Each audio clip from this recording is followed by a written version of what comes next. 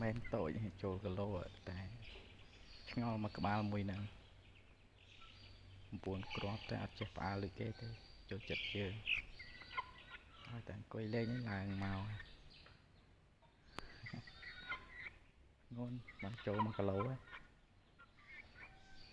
នោះគង់ស៊ីទៅបងប្អូនវាហ្នឹងបងឃើញឆ្ងល់មួយហ្នឹងដឹងយ៉ាងម៉េចនៅតូចវិញមកចឹកជើងចឹកអីពេលល្ងាចឡើងអាពេលល្ងាចវាឡើងលើទ្រុងរួច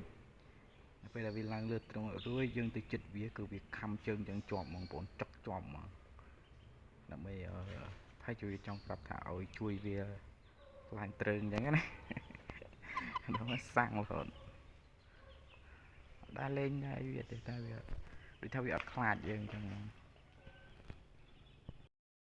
ខាងថតឲ្យបងប្អូនមើលយូរនេះ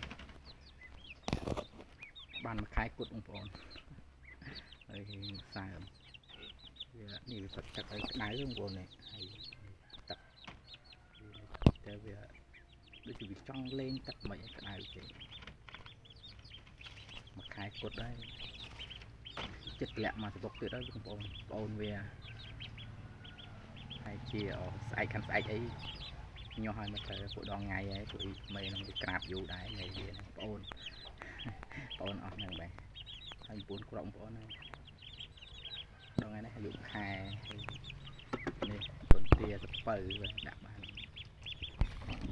នេះដែរ13គ្រាប់មកអត់សោះធំលឿនហ្នឹងបងប្អូនបាន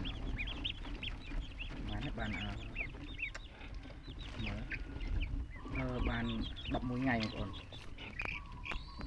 អាយុបាន11ថ្ងៃហើយមិនទិញម៉ូតូទេតែសំខាន់នេះមន់យើងមួយខែគាត់នៅសល់10ថ្ងៃទៀតបានតម្លាក់ចោះដីបងប្អូនខ្ញុំទុកវាឲ្យរៀងធំទៅព្រោះពេលតម្លាក់ចោះដីទៅវាស្រួលកាលណាវាធំទៅនេះដូចសំគុណខ្ញុំតម្លាក់ចោះដីបងប្អូន